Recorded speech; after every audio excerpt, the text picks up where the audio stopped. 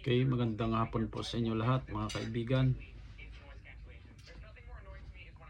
Ang topic po natin ngayon ay ang exegesis at ang isa po ay ang eisegesis. Ito pong dalawang bagay na ito po ay napaka-importante, no, sa pag-aaral din po ng Biblia. Manalangin po muna tayo mga kapatid. Ama naming Diyos, maraming salamat po sa inyong salita na nagbibigay linaw sa aming buhay.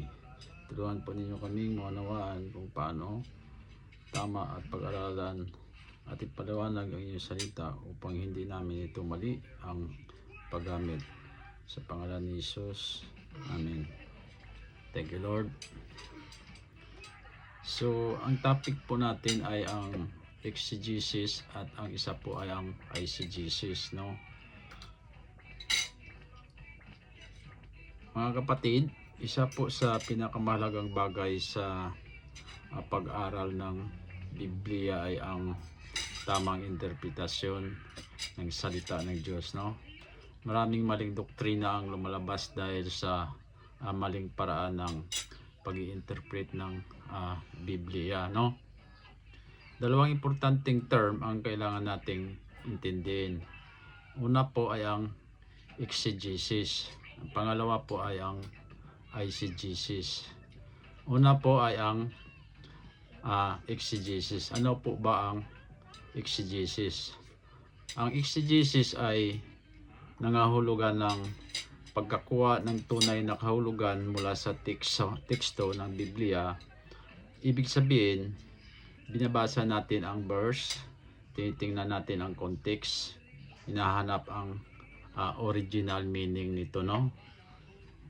So hindi natin dinadagdagan ng meaning, no? Halimbawa, 2 Timothy chapter 2 verse 15, sabi dito, study to show thyself approved unto God, rightly dividing the word of truth, no? Meaning, kailangan nating pag-aralan ang Biblia ng tama, no?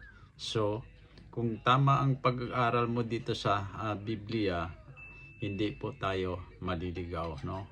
So, example ng exegesis, no? Halimbawa, sa Ephesians 2 verse 8 and 9, for by grace are ye saved through faith, no?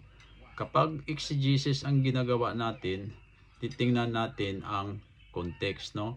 Makikita natin na salvation is by grace, no? Hindi siya by works. Yan ang tunay na meaning ng verse, no? Hindi dinadagdagan, no? So number 2, ano naman ang eisegesis, no? Ang eisegesis ay kabaliktaran ng exegesis, no? Ito ay paglalagay ng sariling idea sa Bible text, no? Ibig sabihin, hindi galing sa verse ang meaning, galing sa sariling opinion ng tao, no? Pinipilit lang ipasok sa verse, no? Example ng eisegesis, halimbawa, no? Mark 16 verse 16, he that believe and is baptized shall be saved. Kapag eisegesis ang ginawa, sasabihin ng iba na kailangan ng water baptism, no, para maligtas. Pero kapag titingnan ng isang verse o ibang verse sa Ephesians 2 verse 8 to 9, sa Romans 4 and 5, makikita natin na salvation is by faith alone, no? So number 3, bakit nangyayari ang eisegesis, no? Anong dahilan, no? Ito ay nangyayari kapag may sariling agenda, no?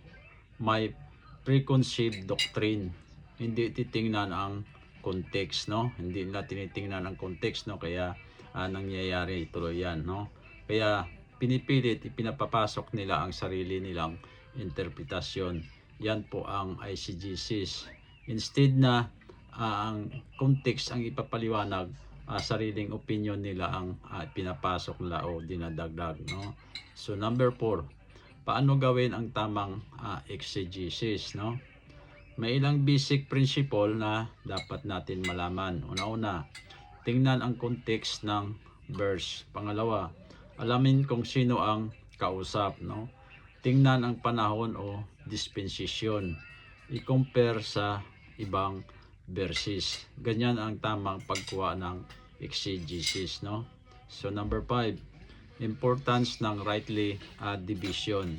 Sa 2 Timothy chapter 2 verse 15, rightly dividing the word of truth, no? Ibig sabihin, hindi lahat ng utos sa Bible para sa ating ngayon, no? Kailangan nating malaman ang Israel program, grace program, para tama ang interpretasyon.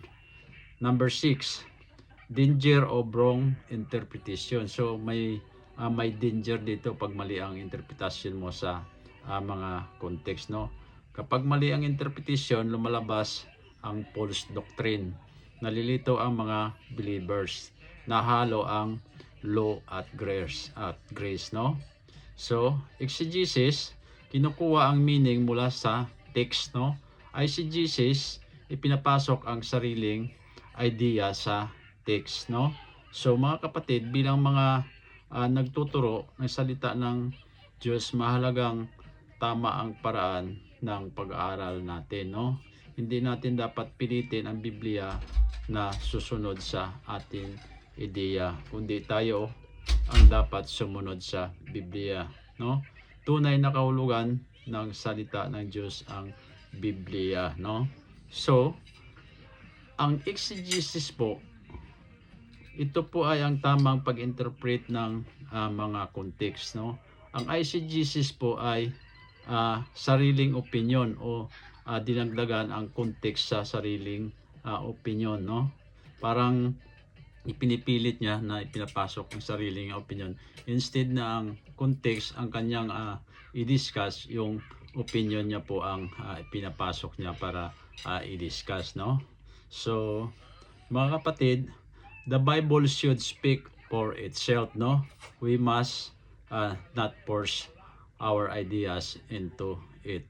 Yan po ang pagkakaiba ng dalawa, no? So thank you po. Tanging si Kristo lang po ang itaas dito, the finished work of Christ. Thank you Lord sa inyong salita at God bless.